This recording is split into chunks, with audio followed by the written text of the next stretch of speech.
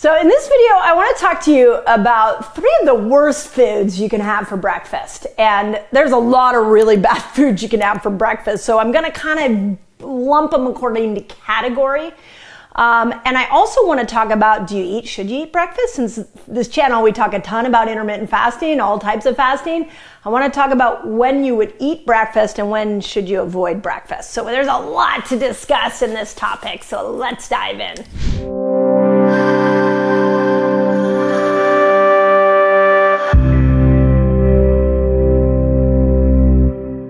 First, I want to talk, I literally just had a conversation with Dr. Sachin Panda, who is one of the leading intermittent fasting experts. He also is a circadian rhythm expert. I just had an amazing conversation with him yesterday on the Resetter podcast about the timing of food.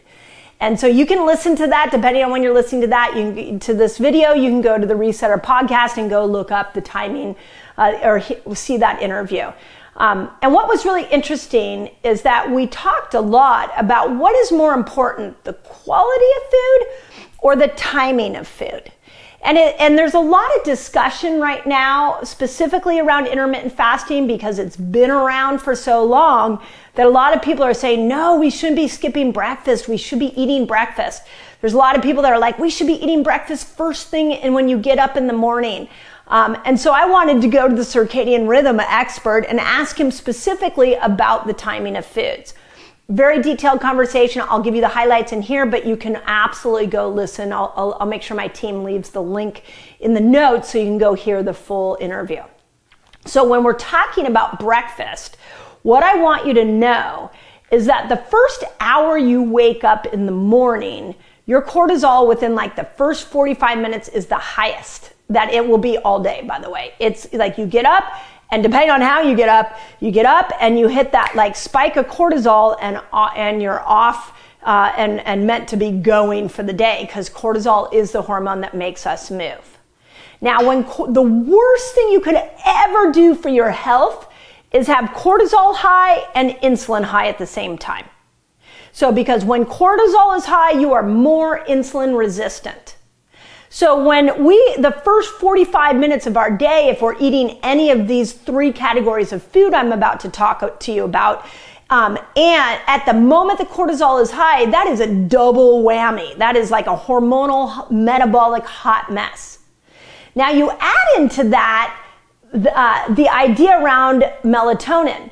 So melatonin kicks in when the sun goes down at night. It's what makes you sleepy, but then it has to turn off when you wake up in the morning. And what signals it to turn off is sunlight.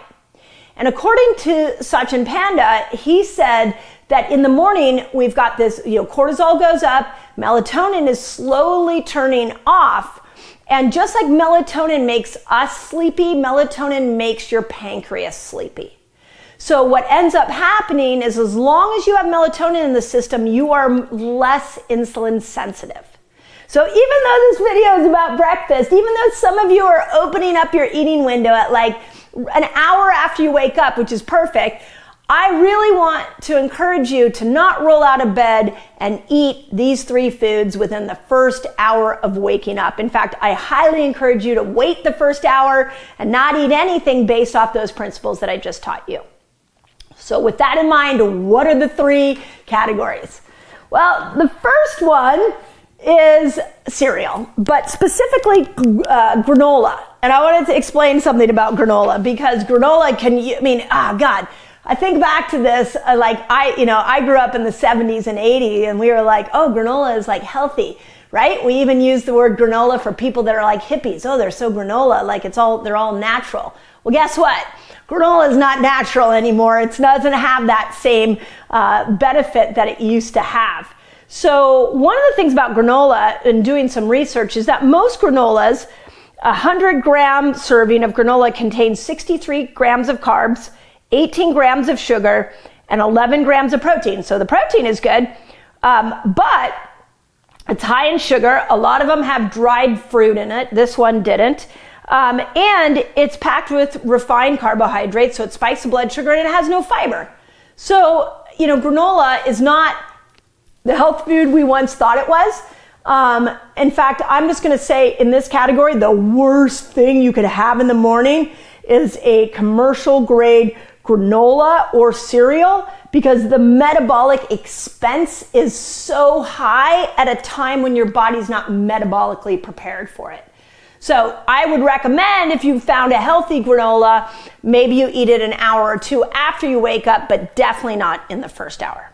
Deal? Make sense? Okay. Number 2 is green juice. Now, I have thrown down orange juice so much, so I'm gonna put juice in it. I just hope, or like go watch the video I did on orange juice. Orange juice is just a glucose bomb. There's no metabolic upside to orange juice. It does not help you fight a cold. And unfortunately, green juices are quickly becoming the same problem. And here's why. If you have had green juice, just green juice, like typical they would do would be like chard or celery or cucumber. I love green juice, but most people don't like green juice without fruit. So most green juices are having pineapple and apple poured into it. In fact, some of the commercial green juices, I always look at the label and I look at what the first vegetable or fruit is inside that juice. And with a lot of green juices, the very first thing on the ingredient label is an apple. Okay, that means it's mostly apple juice with a little bit of some green juice in it. So don't be fooled. Just because it's green doesn't mean it's healthy. Every single time I get a green juice, I get it without the pineapple, without the apple. Yes, it's not as tasty, but I don't want the glucose expense. So green juice, not a great one. This goes for any juice in the morning, especially, oh my gosh, that first hour you wake up, down some orange juice at a time when your melatonin is high and your cortisol is high. You are in for a massive metabolic challenge. So please, let's leave the juice for maybe later in the day and let's try to get the fruits out of them. Okay, check this out. I have a free fasting guide for you all. It's free. And it's going to teach you all the basics of fasting. It's going to teach you how to kill hunger when you fast, which is really cool. And it's going to show you how to break your fast, among many other things. All you got to do is click on this link right here and enjoy.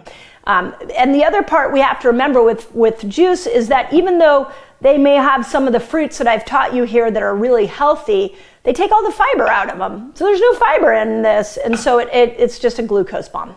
Okay, third one. This was, if you were a parent with me, in the elementary school that my kids went to, I was every day like complaining about this food. I thought it was just toxic and it created so much a mess all over my children, and that is flavored yogurt. The one specifically that when my kids are now in their 20s, that my kids used to eat were those Go-Gurts, where they would roll them all up and their mouth would be all blue. I didn't give them to them, but they would get them from a friend, and it was just a sugar bomb. So again, I feel like yogurt falls in the category of granola. We even call somebody a granola when we say that they're a healthy natural. There's not a lot natural about granola anymore. There's not a lot natural about flavored yogurts. In fact, most of them are sugar bombs. And anything that has this one doesn't. But any foods that have a really bright color to it, like the Go-Gurts, that's chemicals that gave that bright color. So let's try to avoid those.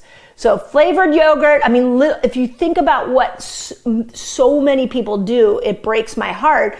They get up in the morning, they have orange juice, they have cereal, and they have yogurt. And there couldn't be a worse breakfast on the planet. So this is why we're in the metabolic mess that we're in as a society. So let's get this stuff out. So I think that leaves us with, okay, well, what is a good breakfast? And I'll tell you some of my favorite.